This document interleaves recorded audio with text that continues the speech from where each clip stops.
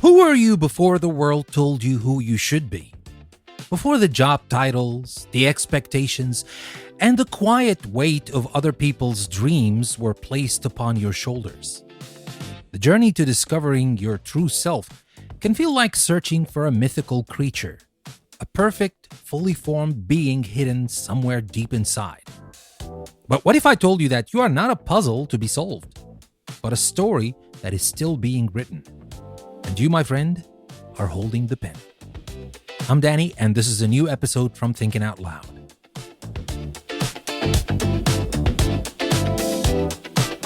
Now, we talk about finding ourselves as if we've been misplaced, like a set of car keys that, if we just retrace our steps, we'll discover under a couch cushion. We imagine our true self is a finished portrait hanging in a dusty attic of our subconscious, and our life's work is simply to find it, wipe it clean, and present it to the world. What a tremendous, paralyzing pressure that is. It implies there's a right version of you and that you could somehow get it wrong. But that's a myth. You're not a finished painting. You're the artist, the canvas, and the chaotic, beautiful mess of paint all at once. Every day, with every choice, you are adding a brush stroke. Some days, it's a bold, confident splash of color. Other days, it's a hesitant, muddy smudge you might want to paint over later. But it's all part of the masterpiece. The goal isn't to reveal a pre-made image, but to have the courage to keep painting, to keep creating the person you are becoming. Self-discovery isn't a discovery at all. It's an act of radical, ongoing creation. So, if we're not on the treasure hunt for a static self, what's our compass? How do we navigate this journey of creation? The answer is simpler and quieter than you think. You follow the breadcrumbs. Not breadcrumbs of ambition or expectation, but breadcrumbs of genuine, unadulterated joy. I'm talking about the small, almost imperceptible sparks. That little hum of contentment you feel when you perfectly organize a bookshelf. The thrill you get from solving a complex problem in a spreadsheet. The quiet peace that settles over you when you're digging in a garden, your hands covered in dirt. The giddiness of singing off-key in your car to a song from your teenage years. These moments are not trivial. They are clues. They are your soul whispering, "Yes, more of this, please." For so long, we're taught to follow the big, loud signpost, the prestigious career, the financial goals, the socially approved hobbies. We forget to listen for the whispers. What did you love to do as a child? Before anyone told you if it was productive or profitable. Was it drawing? Telling stories? Taking things apart to see how they worked? That's your North Star. Following that joy, even in tiny 5-minute increments, is how you add the most vibrant colors to your canvas. And now let's talk about the parts of our past that make us wince. You know what I mean. That questionable fashion phrase in 2008, the personality you adopted to fit in with a certain crowd, the career path you pursued for all the wrong reasons. We tend to look back at these past selves with embarrassment, as if they were failures or detours from our true path. But they weren't detours. They were chapters. Imagine your favorite novel. Would you rip out the chapters where the hero makes a mistake, trusts the wrong person, or acts foolishly? Of course not. Those chapters are essential. They provide the conflict, the growth, the lessons that make the hero's eventual triumph so meaningful. Your life is no different. The cringe version of you from 10 years ago wasn't a mistake. They were a necessary draft. They were doing the best they could with the information they had. They took the risks, made the messes, and learned the lessons so that you, the person you are today, could exist. True self-discovery requires a radical act of self-forgiveness. It's about looking back at every version of you with compassion and gratitude, integrating their lessons into who you are now. You are not a disjointed collection of identities.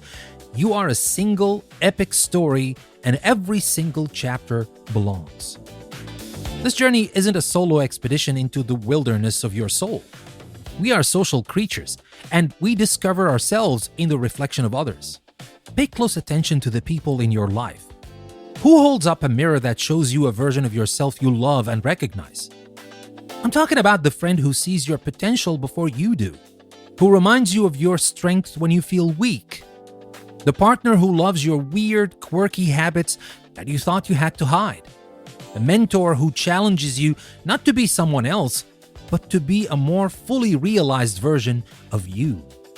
These people are your mirrors. They don't cast a distorted, funhouse reflection of who you should be. They reflect the light that's already inside you, making it easier for you to see it yourself. Conversely, be mindful of the mirrors that show you a stranger, the relationships that require you to shrink, to perform, to wear a mask that feels heavy and ill-fitting. Sometimes the bravest act on the journey of self-creation is to gently put those mirrors down and walk away, thanking them for what they showed you, but choosing to seek out reflections that feel like truth. If you want to know who you are, stop thinking about it and start doing something. Specifically, do something you are absolutely, terribly, wonderfully bad at. Fear of looking foolish is one of the biggest cages we build for ourselves. We stick to what we know, to the skills we've already mastered, because it feels safe. But safety is the enemy of growth. Your true self isn't hiding in your comfort zone. It's waiting for you out on the wobbly, uncertain limbs of the new. So be a beginner. Take that pottery class and make a lopsided, hideous bowl. Try learning a new language and stumble through your first awkward conversation. Attempt to bake a cake from scratch and have it collapse into a sugary black hole. Laugh about it. The goal isn't to become an expert overnight. The goal is to feel the exhilarating terror of incompetence and survive. In that space of not knowing, you learn what you're capable of. You discover your own resilience, your capacity for humor, and you might just stumble upon a brand new breadcrumb of joy you never knew existed. Ultimately, the journey to your true self isn't about arriving at a final destination and planting a flag. You will never be done, and thank goodness for that. How boring would that be? The whole point is the journey itself. It's the daily, conscious act of choosing what color to add to the canvas. It's the courage to paint over a section that no longer feels true. It's the joy of mixing a new color you've never seen before. Your life isn't a problem to be solved. It's an adventure to be lived. And the most authentic, true, and beautiful version of you is the one who is brave enough to fully live it. So what's your next brushstroke? This is your canvas, your story, your grand adventure. So I'll leave you with this. What's one small breadcrumb of joy you've noticed lately that you could follow this week? What's one new thing you could have the courage to be a beginner at? Now share your thoughts in the comments. I want to hear about the messy, beautiful, and courageous brushstrokes you're adding to your own masterpiece. Now let's inspire each other to keep painting. And that's the end of today's episode from Thinking Out Loud. I'm Danny. Thank you very much for listening. I'll see you again next time.